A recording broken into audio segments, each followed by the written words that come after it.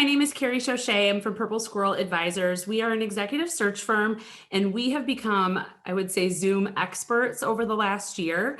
We used Zoom as a tool for interviewing long before the pandemic hit, but definitely the pandemic accelerated our use of it, and it has become a huge efficiency saver just across the board. But today I wanted to talk about Zoom interviews and what are some best practices. So first of all, you want to think about your attire. So we always get asked, what is the appropriate attire for a Zoom interview? And in this instance, I would say no matter what, the baseline is that you want to look like you made an effort, that you got dressed up to go to the interview. So, we have seen candidates show up with disheveled hair, looked like they hadn't shaved in 2 weeks, things like that. You want to make it look like you made an appearance, putting your clothes aside, or you've made an effort.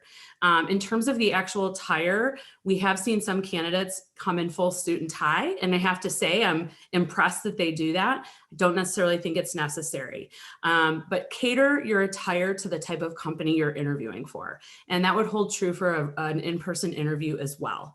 Second point would be camera angles. So you want your camera angle to be nice and wide. You want to be able to see your hands, because when I'm getting into a topic, then I'm going to lean forward. You're going to see my hands, my body language, and this will more closely replicate an in-person interview.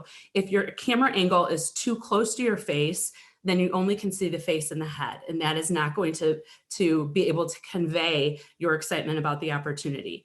Also, do not have the angle to be unflattering, where you're going to be looking up, the other person will be looking up your nose or in any other unflattering angle. Background. So now we're going to talk about background. Having a virtual background. So I'm actually using a virtual background right now. You can see that I have some edges on my fingers when I move.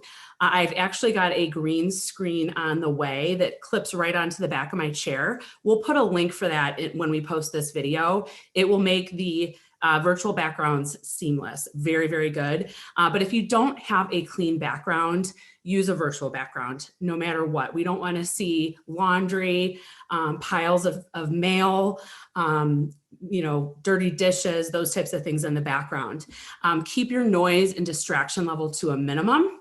And then finally, be as prepared for the interview with a recruiter or with anyone as you would for a full-time, for an in-person interview. And what is really going to be the difference maker oftentimes in an interview, whether it's on the phone, whether it's in person, or whether it's over a video, is the quality of your questions and how well prepared you come to the interview.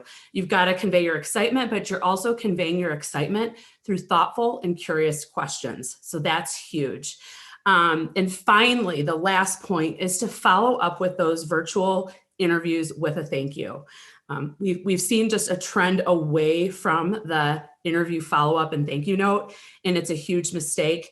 The thank you note should be short, simple, to the point, convey why and how you are a great fit, mention something personal that you identified in that interview with a personal connection, and close it out graciously. So those are the tips for the best virtual interviewing to have the best outcome. Feel free to drop a comment, reach out to us if there's any other topic you'd like us to cover, and good luck with those interviews.